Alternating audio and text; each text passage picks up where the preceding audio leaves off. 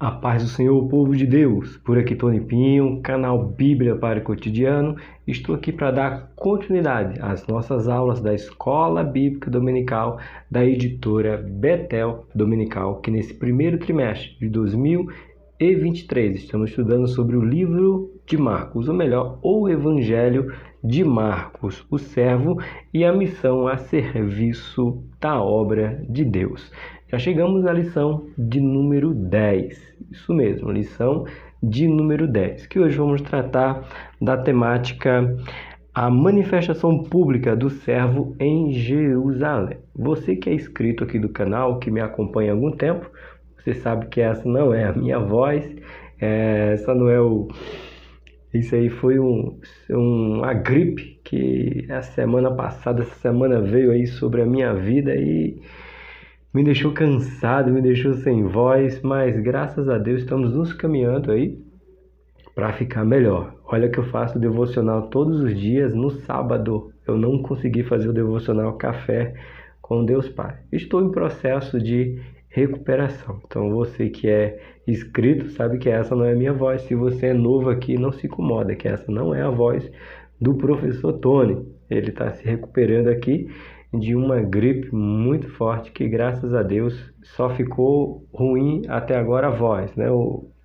Os demais sintomas foram embora, tá bom? Então peço aí compreensão se eu falar pausadamente ou se eu parar para respirar um pouquinho, tá bom? Agradeço a sua compreensão. Como eu falei, nesse primeiro trimestre estamos estudando sobre o Evangelho de Marcos. Aí eu já te apresento o próximo trimestre, segundo trimestre, irmãos, vai tratar sobre o livro de Gênesis. Isso mesmo, vamos tratar do início de tudo. Eu ainda não tenho as temáticas, né? O número das 13 lições que serão abordadas. Qual será a temática que o comentarista vai fazer? Mas eu sei que Gênesis a gente pode viajar, irmão. Tem centenas de possibilidades. Eu falo de verdade, que eu não tenho ainda a revista. Tenho só a capa falando que vai falar de Gênesis. Agora, quais são as lições ainda não. Mas, como eu falei, dá para viajar, irmão. Os patriarcas, ou até mesmo a criação. As 7 primeiras lições, os 7 primeiros dias da criação. Ih, irmãos, aí você tem imensas possibilidades de tratar sobre o dilúvio, sobre a Torre de Babel, sobre o que mais? A vida de José, o nascimento dos 12 patriarcas. O que você pode imaginar mais de Gênesis, né? Você tem a luta de Jacó, você tem o nascimento de Esaú, Ismael, Sara, Ana, Sara, Rebeca, Raquel. Olha, você tem inúmeros assuntos tratados no livro de Gênesis. Então, independente qual seja a temática que o escritor vai trazer, estudar sobre Gênesis é sempre importante, tá bom? Então, o próximo trimestre será o livro de Gênesis. Mas estamos nos caminhando aqui para o final do nosso primeiro trimestre, porque estamos na lição de número 10, as últimas, né, 4 lições que vamos estar aqui. Abre aí. E agora a gente vai falar sobre o servo já fazendo seu ministério literalmente público, né? Que ele está se encaminhando para o final. Essa lição será aplicada agora já em março na sua igreja. Dia 5 de março de 2023, lição de número 10. Será aplicada na sua igreja. Aqui no canal, a aula ela é completa para você que é aluno, superintendente, professores. Você que acompanha aqui sabe que é uma aula completa, tá bom? Aqui, ó, a manifestação pública do servo em Jerusalém. Eu estava dando aula para os adolescentes essa semana, e aí um adolescente falando que Jesus desfilou triunfantemente para a sua conquista. A Raíssa, eu falei que ia falar isso, que ela mencionou na sala dos adolescentes, né? Uma adolescente, Raíssa, que Jesus desfilou triunfalmente entrando em Jerusalém. Obrigado, Raíssa. As minhas aulas é bem participativa ali nos adolescentes. Eu sou professor na sala dos adolescentes, dos jovens e dos adultos. Graças a Deus eu consigo. Menos de que isso eu deixo para o Felipe, deixo para o pastor Eli, deixo para o Tom, deixo para a Jaque, mas dos adolescentes para cima eu consigo ministrar uma aula bem dinâmica, tá? Então fica aí, Jesus desfilando triunfalmente, entrando em Jerusalém, da adolescente Raíssa. Vamos lá? O nosso texto áureo de hoje se encontra no livro de Marcos, capítulo de número 11, verso de número 10, que nos diz assim: Bendito o reino do nosso pai Davi, que vem em nome do Senhor. Hosanas nas alturas. Marca mais uma vez aí. Hosanas nas alturas. No finalzinho ou aqui na revista mesmo eu vou ler para você. Mas muitas vezes a gente fica falando na igreja ou a gente ouve pregações ou louvores. Hosana. Hosana, Hosana nas alturas. Você sabe o que significa? A revista vai ensinar, mas eu quero deixar para quando chegar no ponto. Mas às vezes a gente não sabe. A gente fala, a gente não sabe. Por exemplo, foi uma pergunta que eu fiz na sala dos adolescentes. Professor, por que parar para falar sobre essas coisas? Porque às vezes, irmão, a gente está tão acostumado a ouvir e a gente não para entender o que significa. Sabe o quê? Eu dando aula para os adolescentes, hoje dando aula para os adolescentes, que eu estou gravando no domingo essa aula, tá? Estou gravando no domingo. Dando aula para os adolescentes, a aula deles era Jesus, o primogênito dos mortos. Por que Jesus, o primogênito dos mortos? E não é somente porque eles eram adolescentes que eles não souberam responder.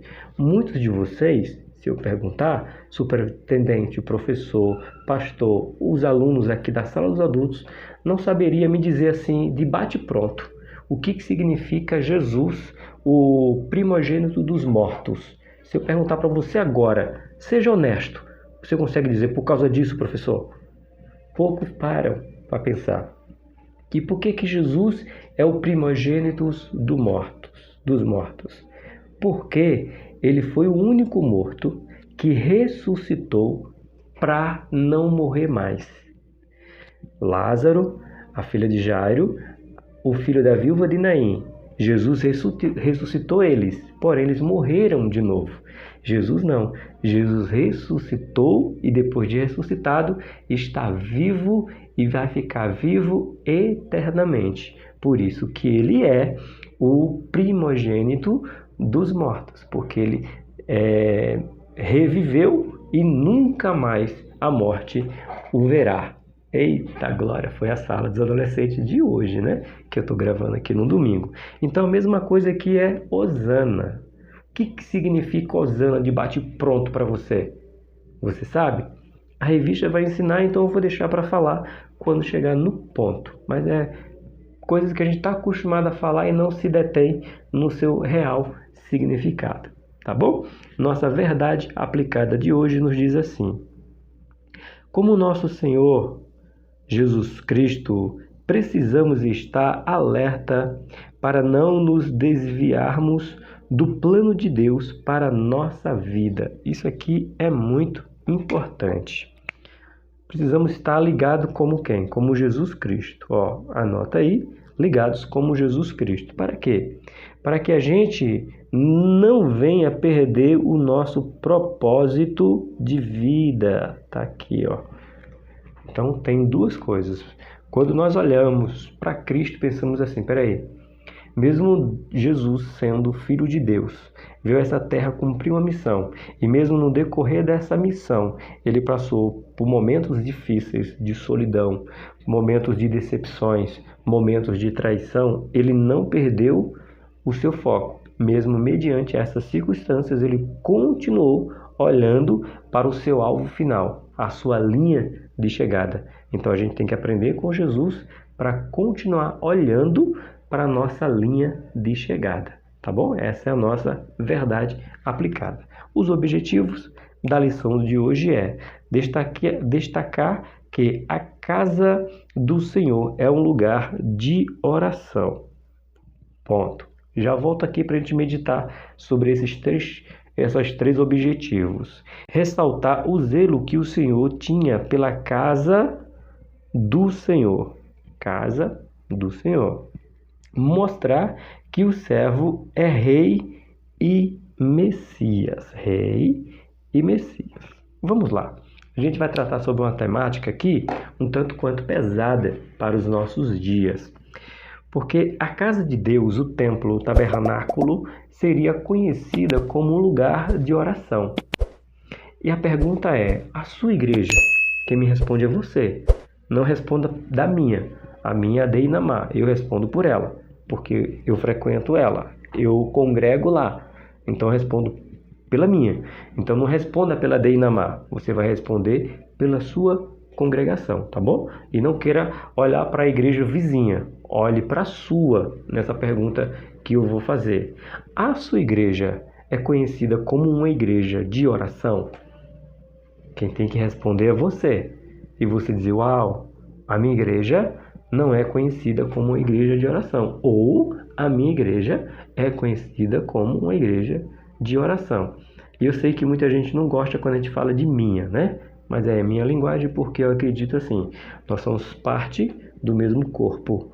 E se eu faço parte do mesmo corpo, a minha mão, o meu dedo midinho está ligado à minha mão ao meu antebraço, o meu antebraço ao braço, o meu braço ao ombro, o meu ombro ligado ao meu tronco e assim por diante. Então, logo, esse dedo midinho faz parte dessa mão, que faz parte desse antebraço, faz parte do corpo. Então, logo, tudo pertence a mim. Então, se eu estou integrado em uma igreja, ela é minha igreja, porque eu faço parte desse corpo. Tá bom? Então, como é que tá a sua igreja? Olhe para a sua igreja. Pode ser chamada casa de oração. Vocês viram aí o que está acontecendo lá nos Estados Unidos, naquela faculdade, onde alunos se reuniram para um culto semanal normal, e esse culto ainda não acabou até o dia de hoje. Pode ser que quando você veja, esse culto pode ter acabado, mas ainda não. E a grande discussão é um avivamento ou não é? É irrelevante saber se é ou se não é um avivamento. É irrelevante, professor? 100% irrelevante. Por quê? Porque o que importa é você ver jovens que iniciaram estar na casa do Senhor, fazendo ela casa de oração. É o que importa. Quiseram estar e permanecer em oração. Sensacional.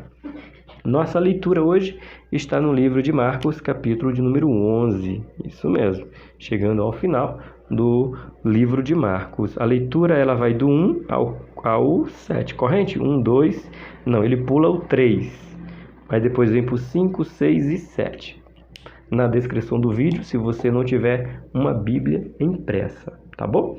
Nos diz assim: e logo que se aproximaram de Jerusalém, de Betfagé e de Betânia, junto ao Monte das Oliveiras, enviou 2 dos seus discípulos e disse: ide à aldeia que está de frente de vós.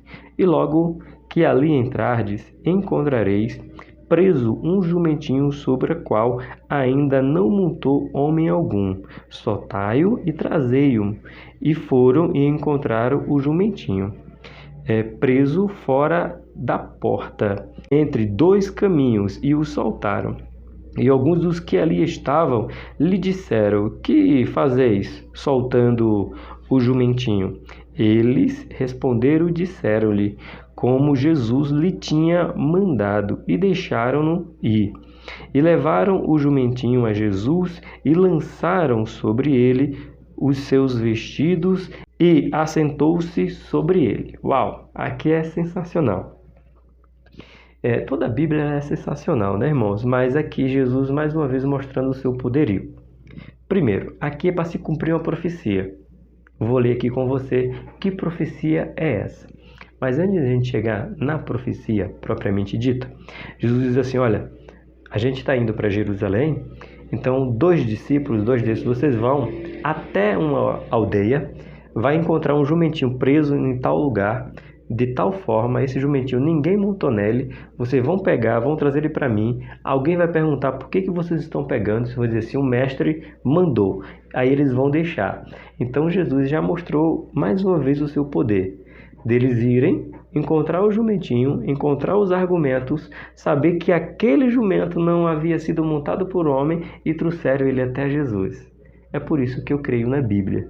porque antes que acontecesse algo, Jesus já havia ou já estava dizendo que ia acontecer. Como eu falei que é uma profecia, aqui na lição a gente vai ver que profecia é essa, tá bom? Nossos hinos sugeridos para esta semana: 522, 525, 574. Se você tem o hino da harpa, ou se você tem uma harpa cristã, a minha está lá na outra mesa, você cante esse louvor, né? Não é o chamado do professor Tony. Momento de oração de hoje. Aqui é motivo de oração. Aí você fala, professor, às vezes você troca as coisas. Por quê? Porque eu dou aula, como eu falei, em diversas salas. Na sala dos adolescentes é momento de oração. Aqui não, aqui é motivo de oração. Tá bom?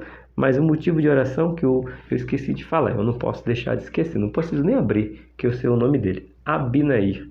É o pastor Abinair, que é o comentarista dessa revista. Que Deus seja louvado pela vida dele. Ele pede para a gente orar essa semana assim: oremos para que pessoas reconheçam a verdadeira importância da casa de Deus. Uau! Oremos para que as pessoas reconheçam a verdadeira importância da casa de Deus. Vamos orar? Soberano e eterno Deus, estamos aqui, Senhor, mais uma semana. Eu estou aqui me recuperando ainda dessa enfermidade que me acomete, mas mesmo estando com essa dificuldade de um pouquinho de falar, mas eu não posso deixar de fazer a tua obra. E o meu maior desejo é que todos, Senhor, assim como eu tive de manhã na escola dominical, sentadinho, ministrei aula para aqueles adolescentes, ensinei para eles a importância do teu filho Jesus ressuscitar dentre os mortos, ensinei para ele o prazer de te adorar em tua casa. Todos aqueles que estão ouvindo essa aula, sinta-se, Senhor, cada vez mais entusiasmado, querendo e precisando, entendendo que precisa estar na tua presença e reconhecendo que a tua casa é uma casa de oração, é um lugar que precisa da tua paz, é um lugar que precisa da tua, Senhor, misericórdia. Então, age com misericórdia sobre nós, quando nós entrarmos em tua casa em oração. Recebe esta oração feita nesse canal e em todas as igrejas onde se encontra um povo reunido em teu nome, que eles entendam o valor que é estar em tua casa. Amém. Amém, meus irmãos? Vamos lá? A nossa introdução nos diz assim: veremos nessa lição que o nosso Senhor Jesus Cristo, mesmo sabendo do sofrimento que o esperava, não deixou de ir a Jerusalém. E lá chegando, continuou a proclamar sua mensagem de instrução, conforto, alerta e juízo, mesmo estando em seus últimos dias antes da crucificação. Pega aí, professores e alunos, Jesus não muda a sua mensagem. Mesmo ele sabendo que em Jerusalém seria preso, que em Jerusalém seria traído, que em Jerusalém seria morto, ele não deixou de cumprir a sua missão. Olha aqui, que o pastor Abinair coloca. E lá chegando, continuou a sua mensagem de instrução. É uma palavra, instrução. A outra, confronto. Isso mesmo, confronto, não é conforto não, tá? É confronto, alerta e, acima de tudo, juízo. Mesmo ele sabendo que essa mensagem, esse estilo de pregação o levaria à condenação. Mas ele não veio para massagear o meu, o seu, o nosso ego. Ele veio para nos trazer de volta a Deus. E muitas vezes precisamos ser confrontados. Eita glória! Nosso ponto de número 1 vai nos falar um evento que entraria para a história. Eita, entrou para a história, né?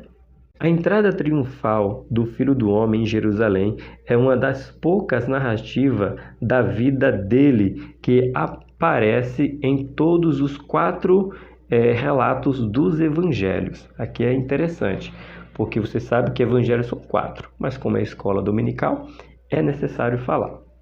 E essa passagem da entrada triunfal de Jesus, você encontra ela em Mateus capítulo 21, você encontra em Marcos capítulo de número 11, você encontra em Lucas capítulo 19 e João capítulo 12. Os 4 evangelistas, eles narram esse fato da entrada triunfal de Jesus em Jerusalém. Os 4. Então, veja a importância que é, tá bom? A par desta informação, entendemos que este momento do Senhor sendo narrado nos 4 evangelhos foi um evento expressivo, não só para o povo da época do nosso Senhor, todavia, para os cristãos ao longo dos anos, eu posso dizer, ao longo dos séculos, que chegou até a mim e até você. Nosso ponto 1 vai dizer: a entrada do servo em Jerusalém se aproxima. Aqui agora vamos pegar o percurso até chegar o fato da entrada dele. Vamos passear um pouquinho nessa história.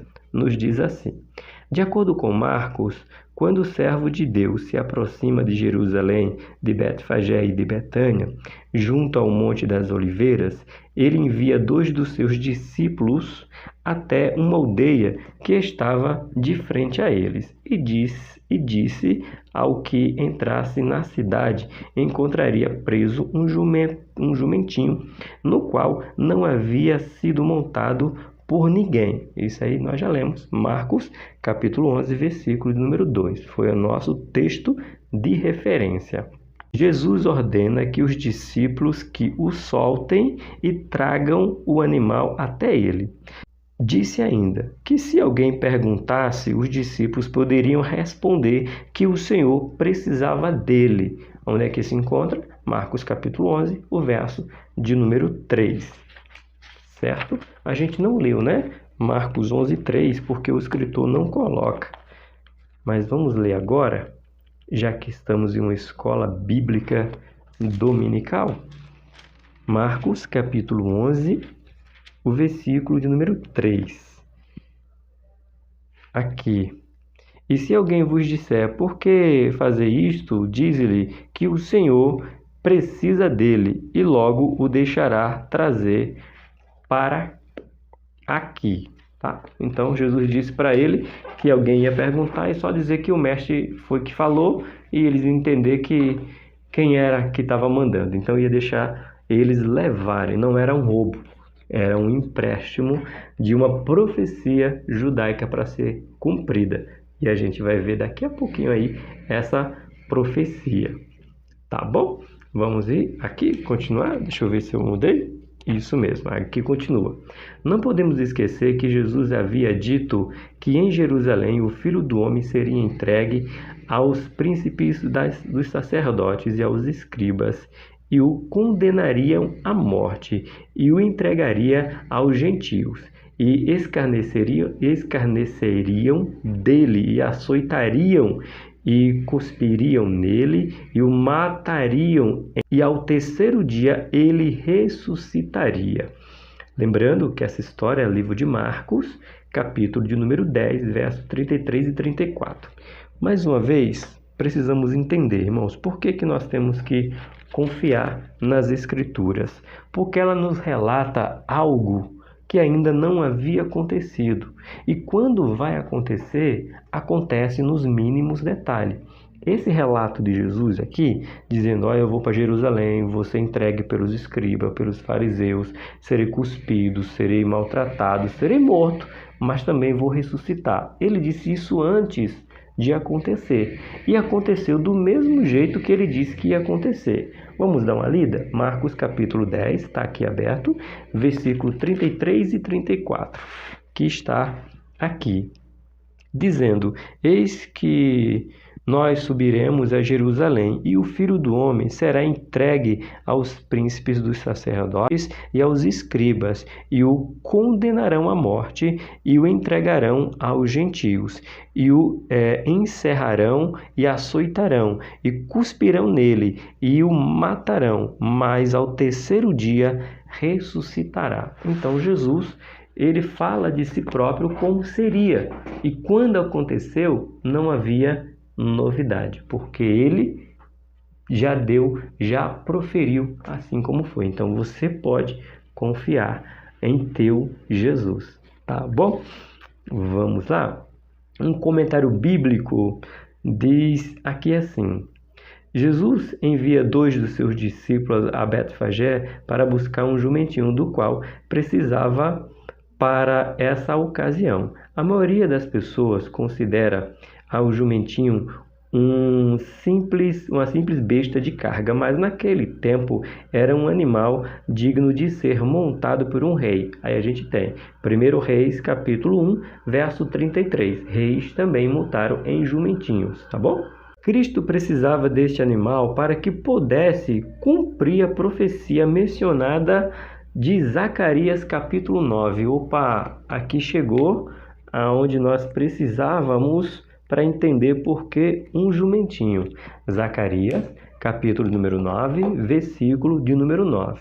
Marcos não conta neste versículo nem se refere a ele, pois está escrito principalmente a leitura seguinte. O que eu quero fazer? Não quero falar agora. Vamos falar dessa profecia daqui a pouco, mas o livro já é Zacarias, capítulo 9, versículo 9. A gente vai falar um pouquinho mais na frente. Ponto 1, ponto 2.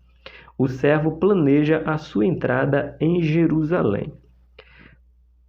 Propondo fazer uma análise apontada, vemos no Evangelho de Marcos que o Filho do Homem, ao se aproximar de Jerusalém, ainda em Betfagé, isso no Monte das Oliveiras, convoca 2 dos seus discípulos para que fossem à aldeia e trouxessem um jumentinho que lá estava preso. O servo já tinha tudo planejado em sua mente. O Senhor Jesus tinha plena consciência de que estava na terra para cumprir o plano divino preparado desde a eternidade. 1 Pedro, capítulo 1, verso 20. O cordeiro que foi morto antes da fundação do mundo.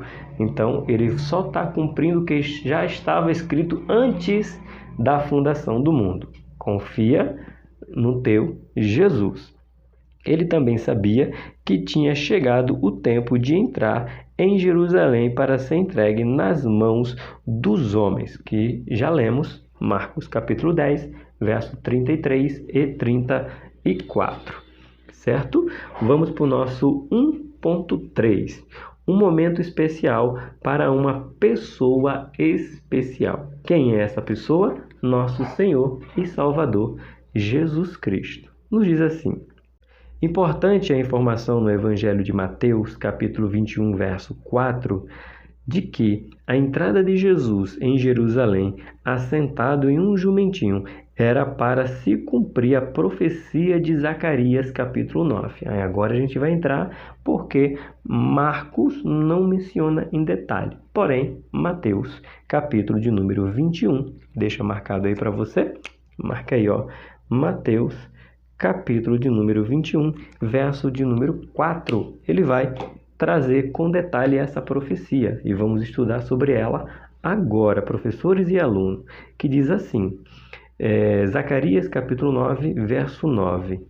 Alegra-te muito, ó filha de Sião, exalta, ó filha de Jerusalém, eis que o teu rei virá a ti, justo e salvador, pobre e montado sobre um jumento, sobre um animal, asninho, filho de jumenta. Eita, irmãos, aí a gente se apaixona com a Bíblia, né? E confiamos nela cada vez mais. Zacarias profere o que anos depois, ou séculos depois, que profetizou Zacarias, que como seria, do jeito que seria, por que seria, aconteceu. Dizendo: alegra-se, Sião, né? Exalta, ó filha de Jerusalém, porque o teu rei está vindo aí, montado sobre um asninho ou um jumentinho, filho de jumenta. Esse é o Rei, esse é o Salvador, oh glória! Então, uma profecia feita, proferida há tantos anos atrás, cumprida cabalmente em Jesus Cristo, oh glória maravilhosa, né? Continuando, é inevitável identificar na Bíblia que a entrada do servo em Jerusalém, montado em um jumentinho, foi em um momento muito especial para os judeus, pois era solenizada a festa da Páscoa. No dia seguinte, ouvindo uma grande multidão que viria à festa, que Jesus vinha a Jerusalém. Aí se espalhou, irmão, uma notícia que Jesus estava vindo a Jerusalém. Aí pronto, criou maior alvoroço. Abra aí a sua Bíblia no livro, volta aí, Mateus, Marcos, não. Eu vou querer João. Eu vou querer João. João quanto? Deixa eu ver qual que sugere. João 12, João 12, 12. Vamos ver que alvoroço que causa só de saber que Jesus ia para a festa da Páscoa. Que diz assim: no dia seguinte, ouvindo uma grande multidão que viria à festa, que Jesus vinha a Jerusalém. Pronto, aí, irmão, houve aquele alvoroço, né? E eu não sei quantos de vocês sabem, seja professor, seja aluno, aqui, que na festa da Páscoa, a população ela aumentava 4 vezes mais. É como se fosse aqui o nosso Brasil, nessa época de festas, né? De Réveillon, aí muito conhecida, mesmo que nós não frequentamos, mas é uma realidade, mesmo não sendo a nossa realidade. A festa do Carnaval, vem gente do mundo todo, ou vai gente se movendo no país para uma cidade. Às vezes uma cidade que tem 100 mil habitantes, por causa do Carnaval, ela agrega 300 mil, 350, 400 mil pessoas, ou seja, 4 vezes mais a capacidade, aliás, a quantidade da população daquele lugar. E na festa da Páscoa, Jerusalém era assim também. Chegava a ter 4 vezes mais a população que habitava em Jerusalém. É isso aí. Olha que o pastor Abinaí coloca aqui para gente, trazendo até um estudo da Bíblia, de estudo pentecostal. Eu tenho ela ali, já apresentei ela para vocês algumas vezes. Diz aqui assim: essa altura do Evangelho segundo Marcos começa com os eventos da semana da Paixão de Cristo, seguindo por sua ressurreição. Então começa aqui, ó, a entrada triunfal de Jesus, a paixão de Cristo e depois a ressurreição. Mas esse evento causava um mover muito grande em Jerusalém, tá bom? Guarda essa informação aí, que na festa da Páscoa Jerusalém fervia de pessoas. Eu ensinei o que para você no ponto de número 1 hoje? Diz assim: embora visto como rei neste momento, Jesus já havia deixado visível durante o seu ministério terreno que ele veio ao mundo não para ser servido, todavia para servir. Aqui é um dos poucos momentos que a gente pode observar Jesus aceitando ser colocado acima de todos, sendo ovacionado, sendo honrado como ele é digno de toda a honra e toda a glória. Aqui são um dos poucos momentos, a entrada triunfal de Jerusalém, onde você vai ver, né, aqui ainda no decorrer da nossa lição, que as pessoas estendiam as suas roupas para que Jesus passasse por cima dele montada no jumentinho, tá? Montado no jumentinho. E ainda cortavam folhas e jogavam no chão como sinal de reverência, tá? E ainda o povo gritava Hosana, Hosana nas alturas, que vamos falar daqui a pouco, se você já não sabe o que significa, ou se esqueceu, ou de algum momento você vai aprender aqui, tá bom? Então, poucos momentos Jesus aceitou a honra, mas por quê? Para o que se cumprir as Escrituras. Lembra quando ele disse para João? João disse para ele: eu disse que eu não sou digno de desatar as tuas sandálias, Jesus, ou as tuas alpacas, dependendo da sua tradução. E tu vens a mim para que eu te batize? Sendo que eu que necessito ser batizado por ti? Aí o que Jesus responde para João, irmãos? Vocês lembram? Jesus falou, João, para que se cumpra o que está escrito. Ponto. Então Jesus entra triunfalmente com toda a honra de um rei de majestade, como diz um amigo, com toda a pompa, né? Toda a pompa de um grande rei, para se cumprir Zacarias, capítulo 9, verso de número 9. Eita glória! Vamos lá? Continuando no nosso ponto de número 2. É chegado o grande momento. Marcos relata que após os 2 discípulos prepararem o jumentinho para a montaria e lançarem sobre o animal seus vestidos, o servo assentou-se sobre ele e, na companhia dos 12 discípulos, iniciou a caminhada em direção à cidade santa. De início, apenas os 12, levando Jesus à entrada, aliás, à cidade de Jerusalém, de início. Mas olha o que aconteceu no nosso ponto de número 2.1. O servo entra na cidade santa. Assistimos que o servo ingressa em Jerusalém de maneira modesta. Explico-me melhor. O pastor Abinay, né? Gostei. Explico-me melhor. Ele não chegou montado num cavalo branco ou escoltado de diligências reais. Jesus entrou montado em um jumentinho, como podemos ver, já vimos em Marcos capítulo 11. Contudo, sua entrada humilde seduziu a atenção da multidão que veio a Jerusalém para participar da celebração da Páscoa. Marcos descreve em seu evangelho que muitas pessoas estendiam as suas vestes pelo caminho e outros cortavam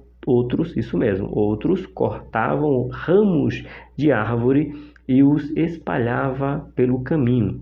Ainda podemos ler que temos os que vinham à frente, como os que vinham atrás começaram a gritar. Aí, Hosana, bendito o que vem em nome do Senhor. Bendito o rei do nosso pai Davi, que vem em nome do Senhor.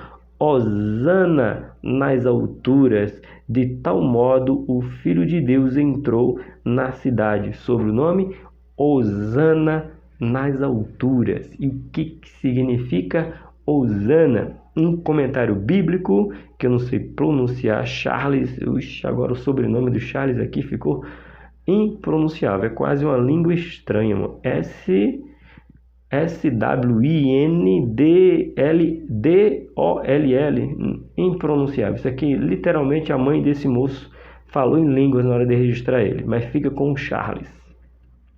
A entrada triunfal de Jesus na capital dos hebreus marcou uma mudança em seu relacionamento com a cidade santa. Ele não mais a visitaria como adorador, ele a requereu como rei. Eita! Seus súditos cobriram o caminho que ele saíra para entrar na cidade com ramos de planta e as próprias capas e gritando Hosana, que significa salva-nos. Então, se você quer pedir socorro para Jesus, você pode gritar para ele Hosana, Hosana, Hosana nas alturas, ou seja, salva-nos, salva-nos, salva-nos dos altos céus, Hosana, salva-nos dos altos céus. Eita glória! Então, por que causa essa muvuca toda? Porque Jesus entra, irmãos, como diz aqui o pastor Abinaí, explico-me, né? Gostei da colocação dele. Ele não estava num cavalo branco. Lembrando que ele vai vir no cavalo branco, né? Apocalipse. Ele vai vir. E vai vir ainda com arrodeado dos seus anjos. Eita, eita glória, gloriosa.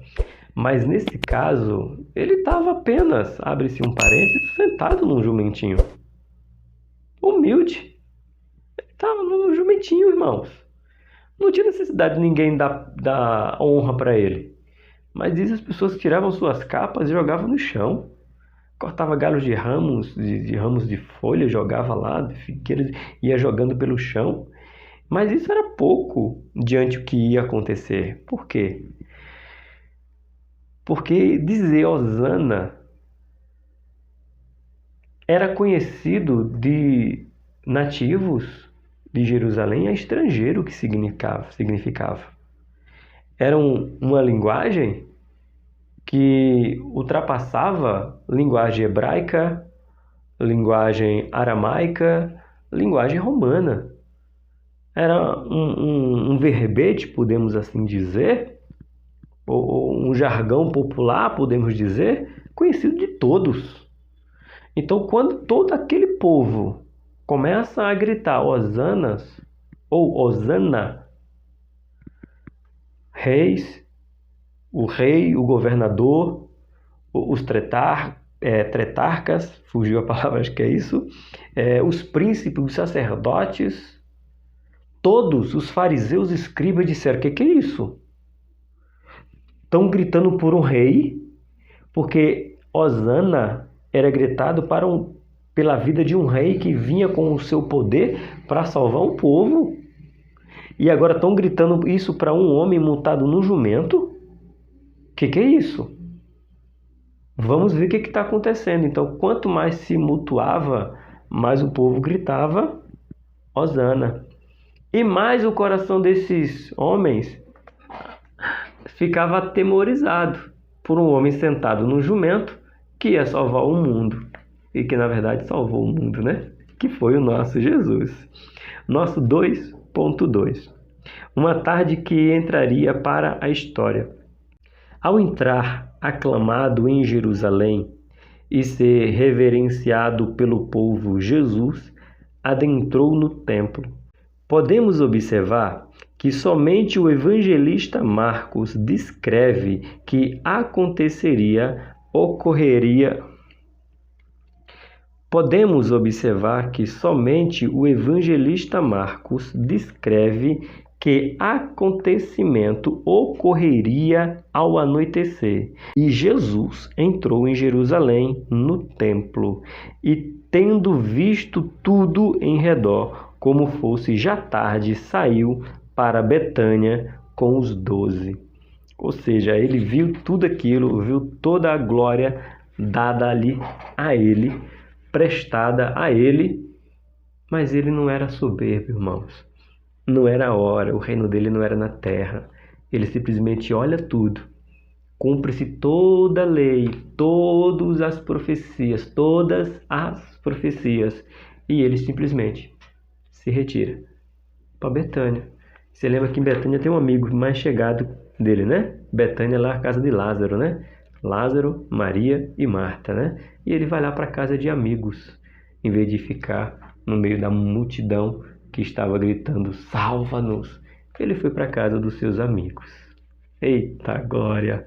Assim, com o dia se findando, o servo determinou deixar a santa cidade e regressar a Betânia, cidade onde habitavam os irmãos Lázaro, Marta e Maria. E ali ele e os seus discípulos passaram aquela noite. Ponto. Foram para Betânia, foram ficar entre amigos. Nos momentos de glória ou nos momentos de dor, aprendemos com Jesus que o melhor lugar para estar é entre amigos. E foi o que eles fizeram.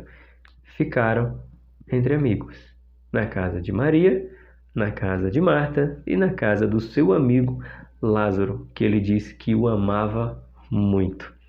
Um comentário bíblico que diz: a aldeia de Betânia A casa de Lázaro, Maria e Marta estava situada ao lado leste do Monte das Oliveiras, cerca de 3 quilômetros a leste de Jerusalém. Jesus visitou Betânia ocasionalmente e escolheu um local perto dali para ser o lugar da sua ascensão. Lembrando que foi ali que Jesus foi à ascensão, né? Depois da sua ressurreição, perto dos seus amigos. 2.3. A lição de uma figueira infrutífera. A gente já passou por essa lição de uma figueira infrutífera. Então eu vou só ler, se precisar a gente explica. Mas a gente já falou sobre essa lição aqui, uma lição inteira, irmão, falando sobre a figueira infrutífera. Mas também era caminho de Jesus. Então o escritor aqui faz questão de colocar para a gente gravar, aprender essa lição da figueira infrutífera, que diz assim: no Evangelho de Marcos encontramos a narrativa de que, saindo de Betânia, Jesus teve fome e de longe avistou uma figueira que tinha folhas. Se dirigiu até ela para ver se achava algum fruto. Segundo Marcos, achou somente folhas, porque não era tempo de figos. Em seu Evangelho, Marcos narra que diante do impasse e ao empreender que não havia nela fruto, o servo proferiu um juízo. Posto isso, entendemos que aquela árvore possuía, assim como os líderes de Jerusalém, um aspecto desonesto e suas folhas a deletavam. Podemos fazer uma comparação dessa figueira com a falsa devoção da religião judaica e a falsa santidade. E os ensinava dizendo: não está escrito, a minha casa será chamada por todas as nações casa de oração?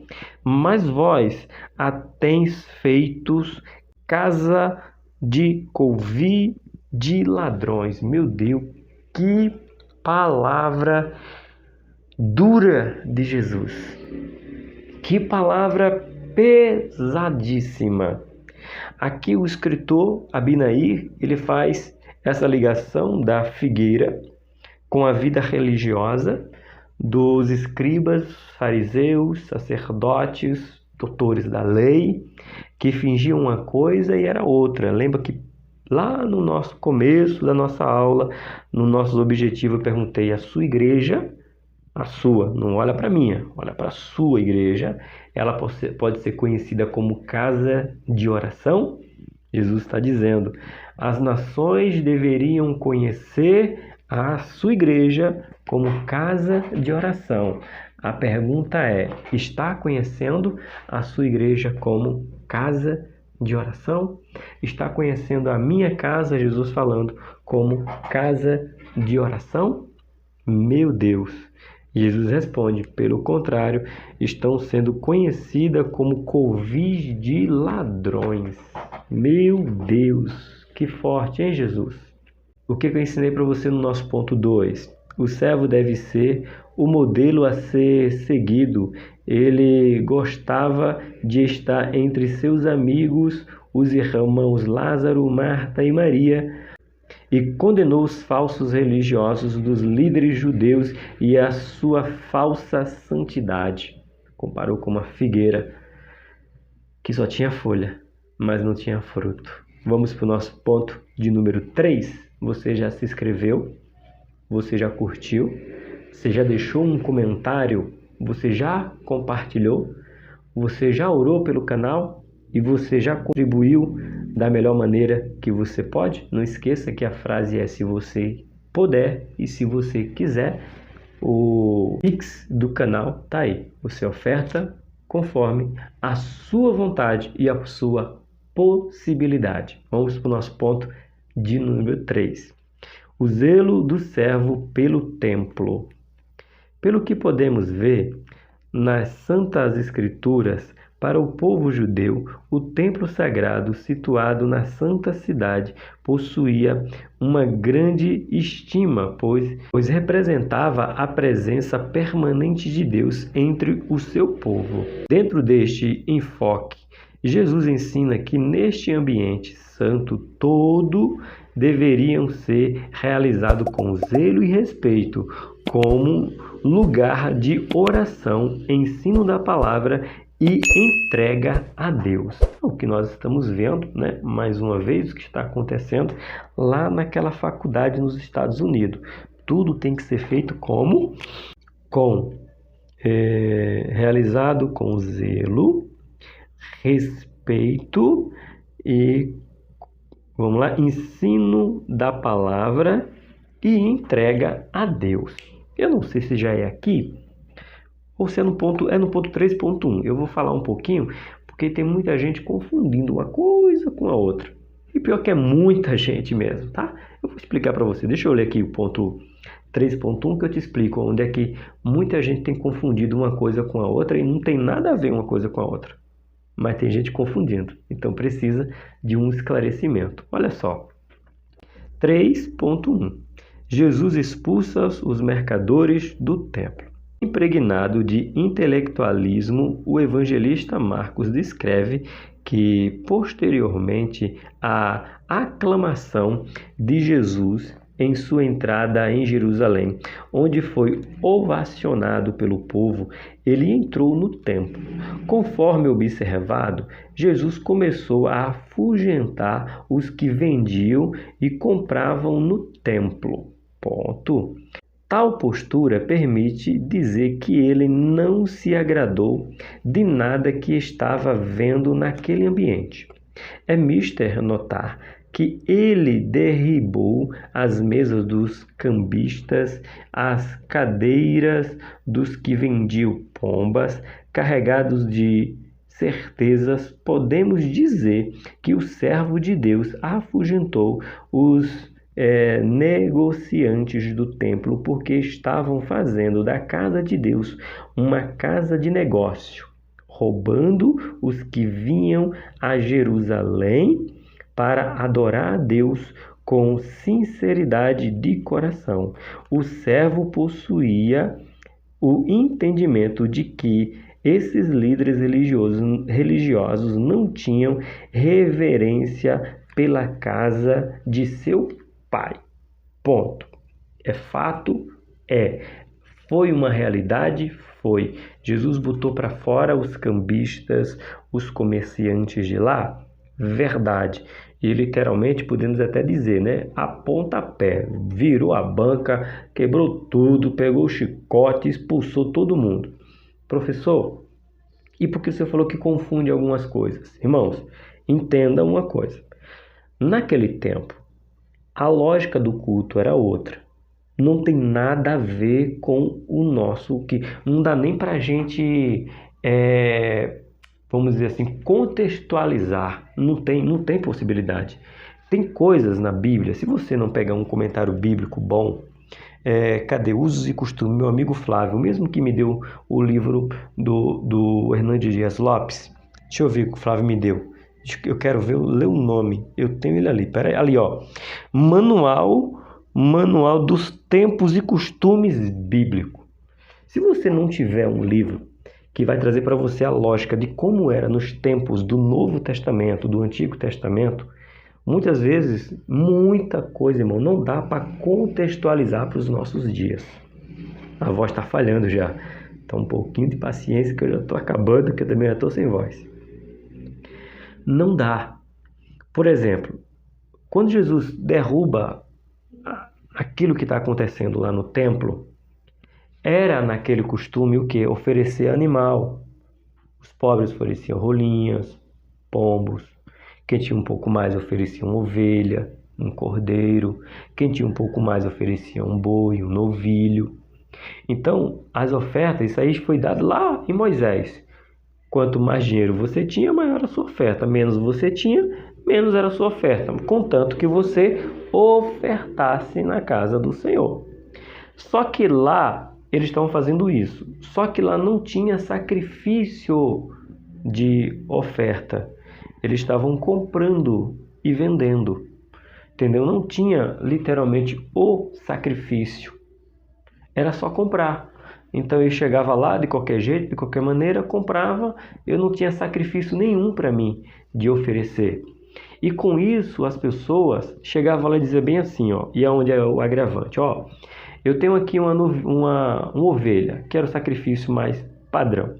Eu tenho uma ovelha, vamos botar um preço real para você entender, simplificar, tá bom? Ó, eu tenho aqui uma ovelha, ela custa R$1.000, porém eu tenho uma ali que ela está meio adoentada, eu te vendo ela por 500. O cidadão já veio de longe e ele queria economizar, ia lá e comprava de 500, porque já ia oferecer, já ia ser sacrificado e pronto, acabou. E isso desagradou muito a Deus. Aí as pessoas, onde eu digo que as pessoas querem confundir. Ah, professor, fazer sorteio na igreja. Está comercializando. Não, irmão, uma coisa não tem nada a ver com a outra. As pessoas na igreja, seja ela na Deinamar, seja ela na sua, você concorde ou não, não estou dizendo para você concordar, estou dizendo para que você abra sua mente e entenda separar uma coisa com a outra. Uma coisa eu dizer assim, eu não concordo, mas uma coisa eu não posso implantar no texto uma coisa que não existe. Ah, as pessoas pegar e vender um sorteio na igreja, um sorteio do livro Café com Deus Pai, um sorteio de R$5. Quem quer comprar um bilhetinho, ajuda aí para a gente arrecadar dinheiro, para a gente fazer uma festa, por exemplo. Ah, tá comercializando. Não, irmão, para, irmão, não faz isso não. O comércio lá era para oferecer sacrifício a Deus. Estava vendendo rolinha, estava vendendo pombo, tá bom? Não mistura uma coisa com a outra. Tá bom? Você não concorda que o irmão está vendendo sorteio na igreja? Tudo bem você não concordar. Agora não diga que Jesus condenou essa prática, porque não foi isso. Uma coisa não tem nada a ver com a outra. Aqui era sinônimo de adoração. Sabe onde é que podemos aplicar? Por exemplo, eita, eu vou falar, Jesus. Misericórdia. Jesus, tu vai se responsabilizar. Sabe o que pode ser? Um pregador diz assim, ó, eu vou na sua igreja aí se você me dá R$10.000. Aí você está fazendo efeito cambista. Você está cobrando para alguém vir adorar, para que os outros vejam. Aí pode quebrar a banca, irmão. Aí você pode quebrar a banca. Mas o irmão vendeu um sorteio para arrecadar fundo, para vender cantina, para comprar uniforme, para comprar uma coisa diferente da outra, viu? Não vai misturar, não. Então Jesus quebra a banca porque era o local de adoração. Então ali era a maneira de adorar. Se adorava pelaquele sacrifício. E ninguém adora vendendo sorteio. Não mistura as coisas não, tá bom? Deixa bem separado. Agora você pode dizer que Jesus quebra a banca desses pregadores que paga R$10.000 para ir na sua igreja. E sabe o que é bonito? É que a gente é muito bom de falar. Mas você sabe que tem muita igreja que paga R$10.000 para ver o pregador fulano de tal. Mas a gente não quer dar R$5 no sorteio para ajudar os adolescentes a comprar um uniforme. Vou dizer para não achar que eu disse por emoção. Tem muitos que dão R$10.000 para ver pregadores pregando. Mas não dá R$5 no sorteio para ajudar os adolescentes a fazer a festividade. Eu falei, não mistura as coisas. Vamos para o nosso 3.2. O cuidado pela casa do Pai. Claro está para nós que Jesus, tendo o entendimento de que, sendo o templo a casa de seu Pai, ele demonstra o cuidado de pôr a casa em ordem. A beleza desta passagem não se esgota, pois podemos observar que para o servo o templo precisaria ser um lugar de adoração, onde o povo poderia ir para se santificar e cultuar em paz, pois Sem santidade ninguém verá o Senhor. Isso é Hebreus capítulo 12, verso 14. No templo, os líderes religiosos se achavam superiores e queriam guiar as demais pessoas. Entretanto, ao serem advertidos pelo Filho de Deus por sua conduta, esses líderes começaram a procurar uma ocasião para matá-lo. Todavia, o temiam porque o povo admirava os seus ensinamentos e seu poder. Ponto. Então, quando Jesus vem, querendo não, quando Jesus veio desfazendo de tudo de errado que eles fizeram, o que eles disseram? Vamos matar, ué. Ele quebrou a banca. Não está entrando mais dinheiro. Não está entrando mais oferta. Não tem mais sacrifício. As pessoas não estão vindo mais adorar. A gente está perdendo dinheiro. O que nos resta fazer? Vamos matá-lo. Como? Vamos preparar ocasião. Porque está acabando com o culto que a gente veio fazer do jeito que a gente veio fazer. Lucro para nós. Então Jesus vai e adverte e diz, não é assim não. É um salmo que ele diz bem claro, né? Que o zelo pela tua casa me devora. Eita, fui longe agora, hein? Uma festividade lá no Baixo Caviúna, no Ministério do Belém, quando eu era líder dos adolescentes. Meu Deus, faz só um pouquinho de tempo. Quase 20 anos. O zelo pela tua casa me devora. Oh, glória! 3.3. Um lugar que deveria ser de intimidade com Deus. Um lugar que deveria ser de intimidade com Deus. Que lugar era esse? O templo, a igreja. Vamos ver?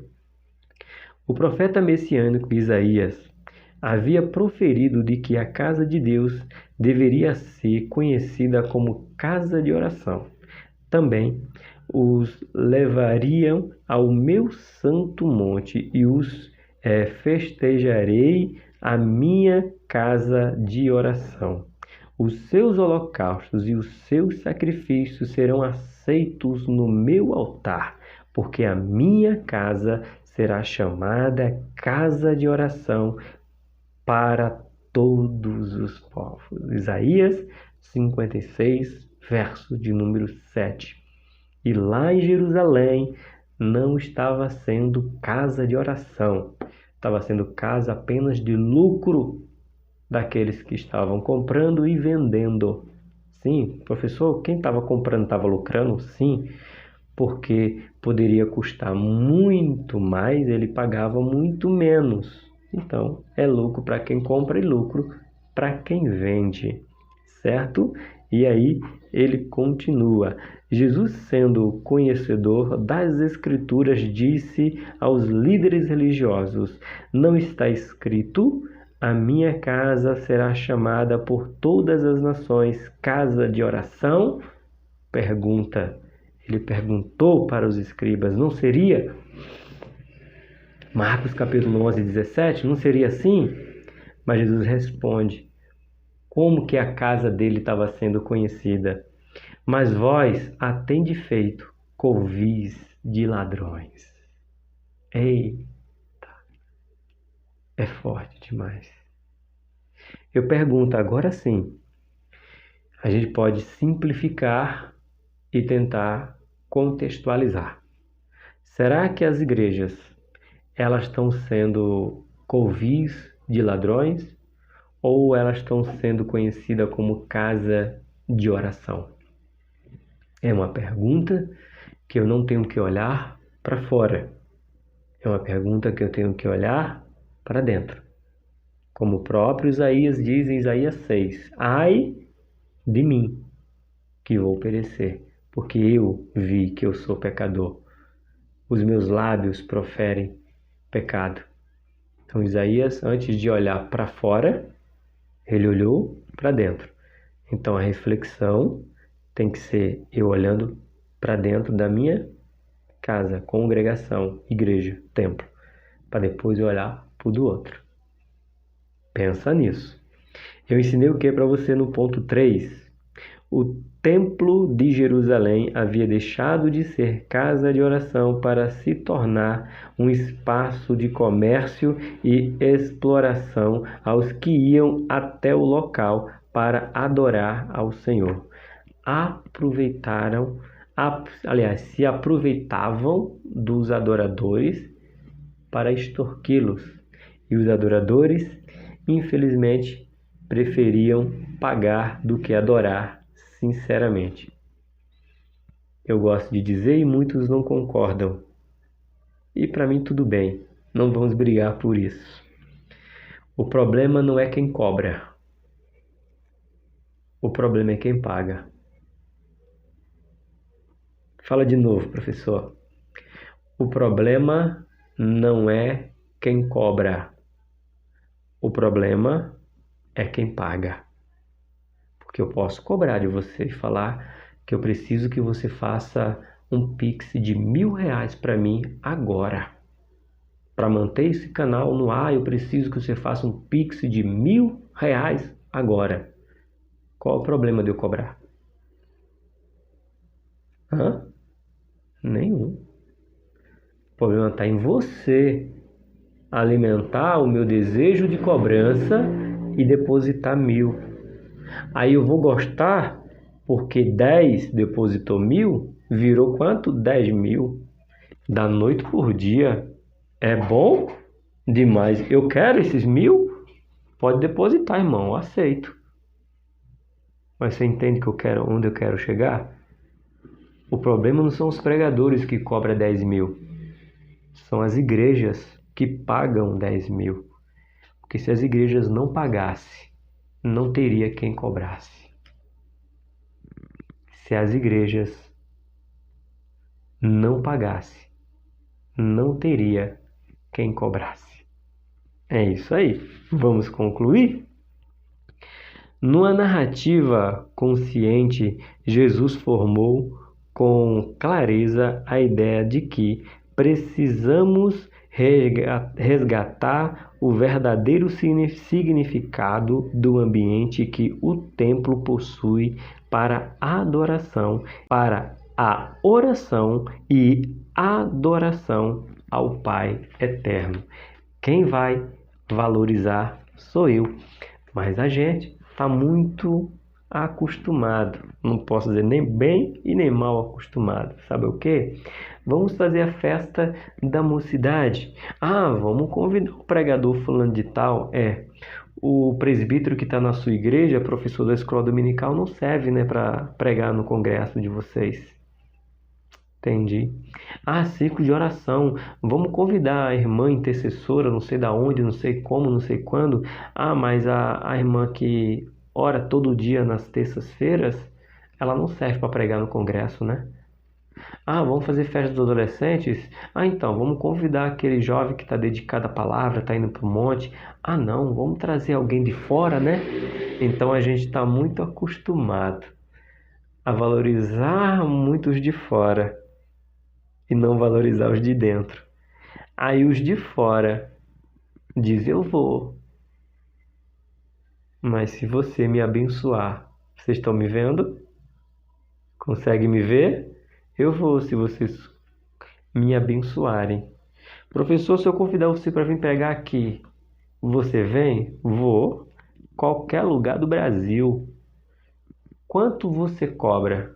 Eu cobro caro. A saída da minha casa ela é caríssima. E qual é? E quanto é, professor? É simples, você paga a minha passagem de ida e de volta, minha e da minha esposa, da minha Rose. Meu Rosil e a minha Rose.